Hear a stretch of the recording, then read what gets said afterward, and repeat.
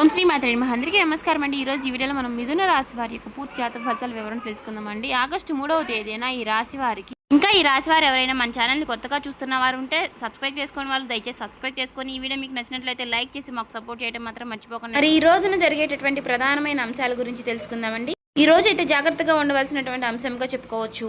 ఎందుకంటే ఈ రోజున మీ జీవితంలో ఒక డెడ్ లైన్గా ఉండబోతోంది.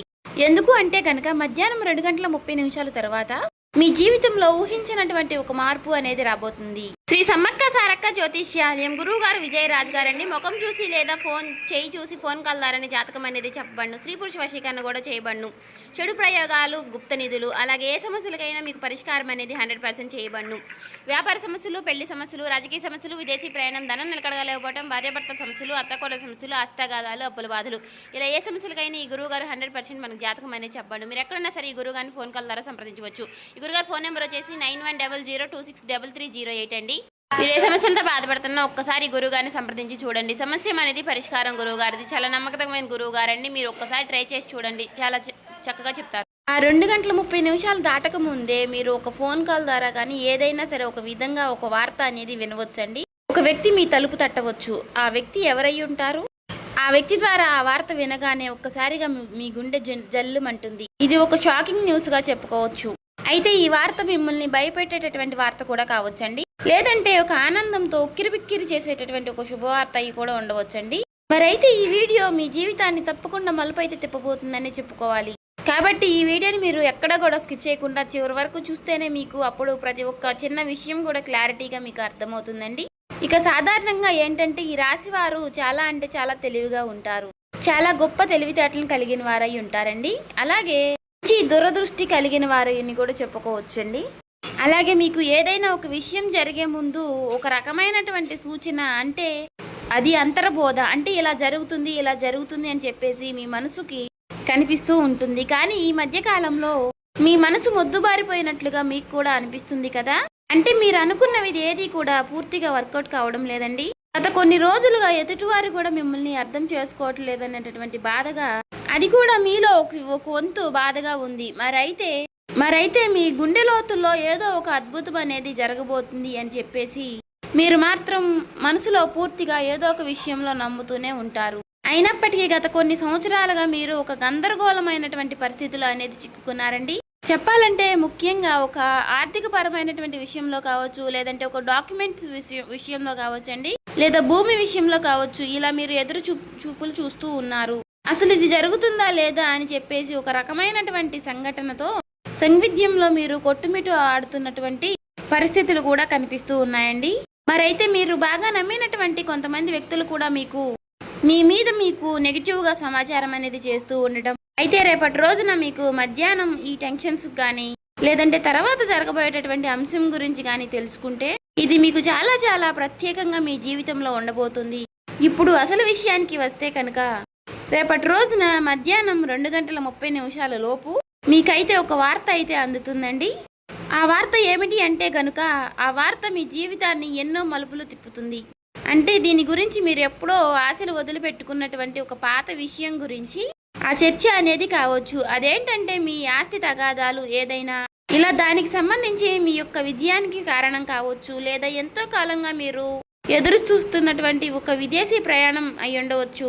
ఇంకా లేదంటే ఒక భారీ మొత్తం ఒక అమౌంట్ అనేది మీ అకౌంట్లో పడడం, దాని గురించి అయ్యి ఉండవచ్చు. మరి మీకు రేపటి రోజున ఆ సమయంలో ఒక శుభ పరిమాణం అనే చెప్పుకోవచ్చండి. అందులో కూడా ఒక ట్విస్ట్ ఉంటుందండి. ఆ వార్త వినగానే మీకు నేరుగా అయితే ఆ వార్త ఏమీ రాదండి. ఏదైనా ఒక వ్యక్తి ద్వారా హఠాత్తుగా ఆ వార్త అనేది మిమ్మల్ని చేరుకుంటుంది. మీ గుండె ఎందుకు జల్లుమంటుంది అంటే ఆ వార్త వినగానే మీ గుండె జల్లుమనడానికి 2 రకాలైనటువంటి కారణాలు అయితే లేకపోలేదండి. మొదటిది ఏంటి అంటే నమ్మలేనటువంటి ఒక నిజం. అంటే ఇది మనకి సాధ్యం కాదు కదా అని పూర్తిగా ఫిక్స్ అయిపోయినటువంటి ఒక నిజం. కానీ ఆ వార్త వినగానే అది సాధ్యమైపోయిన అని తెలుసుకోగానే మీ యొక్క మెదడు మొద్దుబారిపోయినట్టుగా అయిపోతుంది. అంటే మీరు చాలా ఆశ్చర్యపోతారన్నమాట. ఆ షాకింగ్ న్యూస్ వల్ల వచ్చేటటువంటి ఎమోషన్ ఏదైతే ఉందో అది మీ గుండెను కూడా తాకుతుంది. ఇక ఆ వార్తతో పాటుగా ఒక పాత వ్యక్తి పేరు కూడా మీకు రేపటి రోజున బయటకు వస్తుంది. అతను లేదంటే ఆమె మరలా వారు మీ జీవితంలోకి రావడం అనేది జరుగుతుందన్నమాట.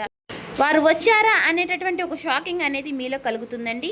అది ఆనందం, భయం రెండు కలగలిపినటువంటి ఒక రకమైనటువంటి ఒక గొప్ప అనుభూతి లాగా మీకు అనిపిస్తుంది. ఈ అనుభూతి కారణంగా మీకు ఊహించిన విధంగా వచ్చేటటువంటి ఆ ఒక్క వార్త కారణంగా మీరు ఒక్కసారిగా ఆశ్చర్యపోయేటటువంటి అవకాశాలు కూడా చాలా అంటే చాలా ఎక్కువగా కనిపిస్తున్నాయండి. అయితే అసలు మరి ఇప్పుడు ఇది ఎందుకు జరుగుతుంది అంటే, ఇప్పుడు మీరు సాధారణంగా మీరు ఈ 2 గంటల 30 నిమిషాల లోపు దీనికి సంబంధించినటువంటి దీనికి కారణం ఏమిటంటే, మీరు గతంలో చేసినటువంటి ఒక రహస్యకరమైనటువంటి ఒక సహాయం అనేది, లేదంటే ఒక ఇన్వెస్ట్మెంట్లో మీరు పూర్తిగా మర్చిపోయినటువంటి పూర్తిగా ఒక పని, దానికి సంబంధించినటువంటి ఒక మంచి ఫలితాలను అయితే మీకు ఇప్పుడు ఇస్తుందండి. మీ వెనుక ఎవరో మీకు తెలియకుండానే ఈ పని అనేది పూర్తి చేస్తారు. ఎవరు చేసుంటారు అని చెప్పుకోవాలి అంటే మాత్రం ఆ భగవంతుడే చేశారని చెప్పుకోవాలి. అంటే ఈ రోజున కొంతమంది వ్యక్తులు ఆ నిజాన్ని బయట పెట్టాలి అని నిర్ణయించుకుని ఉంటారు. అయితే అందుచేత వారు ఊహించని విధంగా మీకు ఈ ధనలాభం అనేది మీదే, ఈ ఆస్తి కూడా మీదే, దానికి సంబంధించినటువంటి డాక్యుమెంట్స్ కానీ ఇలాంటివి ఏవైనా సరే తీసుకువచ్చి మీకు పూర్తిగా వివరణ అనేది చేస్తారండి.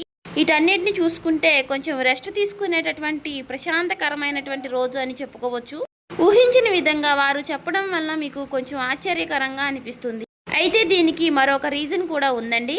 గ్రహస్థితి పరంగా చూసుకున్నట్లయితే గనుక మీకు ఈ రోజున శని ప్రభావం అనేది కొంచెం తక్కువగానే కనిపిస్తుంది. అలాగే ఈ రోజున మీకు శని భగవానుడు మంచి అవకాశాలను కూడా ఇవ్వబోతున్నాడండి.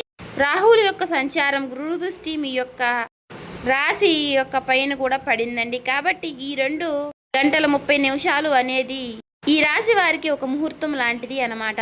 మరి ఈ సమయంలో గ్రహాల యొక్క కలయిక వలన మీకు ఆశ్చర్యకరమైనటువంటి ధనలాభం కానీ, లేదంటే ఒక ముఖ్యమైనటువంటి కీలకమైనటువంటి వార్త వచ్చేటటువంటి అవకాశం, అది కూడా ఆ వార్త నుంచి వచ్చేటటువంటి ఒక లాభం మీకు అన్ని రకాలుగా చాలా అంటే చాలా ఆశ్చర్యకరమైనటువంటి విషయాలను అయితే కలిగిస్తాయండి. అయితే ముఖ్యంగా దీనివల్ల ఏంటంటే, మీరు మీ జీవితంలో ప్రధానంగా చూసుకున్నట్లయితే రేపటి రోజున మీకు ఉన్నటువంటి కొన్ని పెద్ద పెద్ద టెన్షన్స్ కూడా తగ్గుతాయండి. సమాజంలో గౌరవ ప్రతిష్టలు కూడా పెరుగుతాయి. ఆ వార్త వినగానే మీరు ముందు ఎమోషనల్ అయిపోతారు. కానీ ఆ సమయంలోనే మీరు తప్పుడు నిర్ణయాలు తీసుకునే అవకాశాలు కూడా కనిపిస్తున్నాయండి.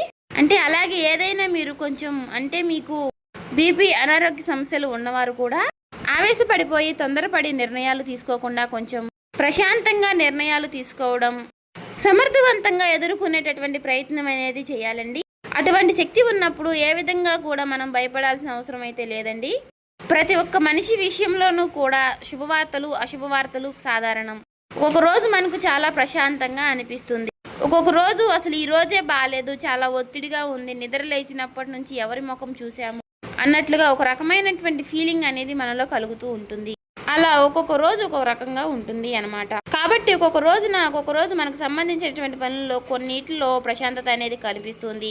అదేవిధంగా ఒక్కొక్క రోజు మనకు సంబంధించిన పనుల్లో పూర్తిగా డేలా పడిపోతామేమో అన్నట్లుగా అనిపిస్తూ ఉంటుంది. కాబట్టి ఏదైనా మన ఆలోచన విధానంలో మనం తీసుకునే నిర్ణయాలు బట్టి ఉంటుందండి. కాబట్టి ఈ రోజున ఉదయం టైంలో ఆ శివుడి యొక్క ఆరాధన చేసుకోవడం, ఓం నమః శివాయ అనే మంత్రాన్ని జపించుకుంటూ ఉండడం, వీలైతే మీరు శివాలయానికి వెళ్ళి 11 ప్రదక్షిణలు కానీ 21 ప్రదక్షిణలు కానీ చేసుకుని కాసేపు ఆ ఆలయంలో ప్రశాంతంగా కూర్చుని శివుని దర్శనం చేసుకుని మీకు వీలైనన్ని సార్లు లేదంటే 108 సార్లు కానీ ఓం నమః శివాయ అనే మంత్రాన్ని జపించడం వల్ల మీకు ఉన్నటువంటి కొన్ని నెగిటివిటీ అనేది తొలగిపోయి పాజిటివిటీ అనేది పాస్ అవుతుందండి. ఒక మాటలో చెప్పాలంటే మైండ్ అంతా కూడా మీకు కొంచెం రిలీఫ్ అనేది ఇస్తుంది. ఇది ఒక విశేషమైనటువంటి రోజుగా చెప్పుకోవచ్చు. ఇక ఈ రోజు మధ్యాహ్న సమయంలో మీరు ఎవరితో కూడా గొడవలకు కానీ తగాదలకు కానీ పోవద్దండి. ఈ రోజున మీరు నీలం రంగు దుస్తువులు ధరించడం వల్ల మీకు మరింత ప్రశాంతతను ఇస్తుందన్నమాట. అంతేకాకుండా ఈ రోజున మీకు పసుపు రంగు వస్త్రధారణ కూడా మీకు ఎంతో జయం కలిగిస్తుందండి. అలాగే ఈ రోజు మధ్యాహ్నం మీ జీవితాన్ని మార్చేసేటటువంటి ఒక ఫోన్ కాల్ అనేది మీకు వస్తుందండి. ఆ ఫోన్ కాల్ రూపంలో మీ జీవితంలో ఒక సరికొత్త వెలుగుని నింపాలని చెప్పేసి మనస్ఫూర్తిగా నేను కూడా కోరుకుంటున్నాను. ఇక ఈ రోజున మీకు తూర్పు దిక్కు ప్రయాణం అనేది ఎంతో విశేషంగా ఉంటుంది. ఇక ఎప్పుడూ కూడా మీకు వీలైనంత సహాయం మీరు ఎవరికైనా చేయడంలో మీరు ముందుంటారు. ఒకరిని ముంచాలి, ఒకరిని నష్టపెట్టాలి, ఒకరికి సమస్యలు కలిగించాలని చెప్పేసి మీరు ఎప్పుడు కూడా అనుకోరు. మీ మనసులో కూడా మీకు ఎప్పుడూ కూడా అలాంటి ఊహలు కూడా రావండి. కాబట్టి మీ మంచితనం వల్లే మీకు ఎప్పుడూ కూడా మంచి జరుగుతూ ఉంటుంది. అలా మీకు ఆగిపోయినటువంటి పనుల్లో కూడా ఒక మంచి మార్పులు కలగడానికి అది కూడా ఒక సహాయపడుతుందండి. అలాగే మనం ఎప్పుడైనా సరేనండి చేసినటువంటి మంచి పనులు మనకి ఒక్కొక్క రోజు మనకి అవే సహాయపడుతూ ఉంటాయని చెప్పుకోవచ్చు. అలా నిదర్శనమే ఈ రోజు అండి. కాబట్టి మీ జీవితంలో రాబోయేటటువంటి మీ జీవితంలో ఒక మంచి మార్పు అనేది వస్తుంది. మీరు మనస్ఫూర్తిగా మంచిగా ఈ రోజున పాజిటివ్గా ఉండండి. మీ మనసులో మీరు ఎప్పుడు ఎటువంటి నెగిటివ్ ఆలోచనలు అనేవి చేయకండి. అలాగే మీరు ఏదైనా ఒక విషయం గురించి నిర్ణయం అనేది తీసుకునే ముందు 1కి 4 సార్లు ఆలోచించి పెద్దల యొక్క సలహాలు సూచనలు తీసుకుని జాగ్రత్త నిర్ణయాలు అనేవి తీసుకోండి. అలాగే మీ ఇంట్లో పెద్దల యొక్క ఆశీర్వచనాలతో పాటు మీ జీవిత భాగస్వామి యొక్క నిర్ణయాలని గౌరవించండి. ఇక ఈ రోజున మీరు బయటికి వెళ్ళే ముందు ఆ శివుడి యొక్క బసం కానీ లేదంటే సింధూరాన్ని కానీ ధరించండి నుదుటున. ఇలా ధరించడం వల్ల మీకు వచ్చేటటువంటి కొన్ని నెగిటివ్ ఆలోచనలు నెగిటివ్ సమస్యలు అనేవి తొలగిపోతాయి. అంతా కూడా పాజిటివిటీగా ఉంటుంది. మీ మనసు కూడా చాలా ప్రశాంతంగా ఉంచుకోనండి. నలుగురితో నవ్వుతూ మాట్లాడండి. ఎవరి మీద కూడా చిరాకు పడడం కోప్పడడం ఇలాంటి పనులు చేయకండి. అలాగే మీకు వచ్చేటటువంటి సంకేతాల ద్వారానే మీకు రిజల్ట్ అనేది చాలా కనిపిస్తూ ఉంటుంది. కాబట్టి మీరు కొన్ని ఏవైనా సరేనండి వచ్చినప్పటికీ వాటి గురించి ఆలోచిస్తూ ఉండండి. సో చూసారు కదండి, ఈ వీడియో కనుక మీకు నచ్చినట్లయితే ఓం శ్రీ మాత్రే నమః అని కామెంట్ చేసి లైక్ చేసి మాకు సపోర్ట్ చేయడం మాత్రం మర్చిపోకండి. ఇంకా ఎవరైనా మన ఛానల్ సబ్స్క్రైబ్ చేసుకునే వాళ్ళు ఉంటే దయచేసి సబ్స్క్రైబ్ చేసుకోండి.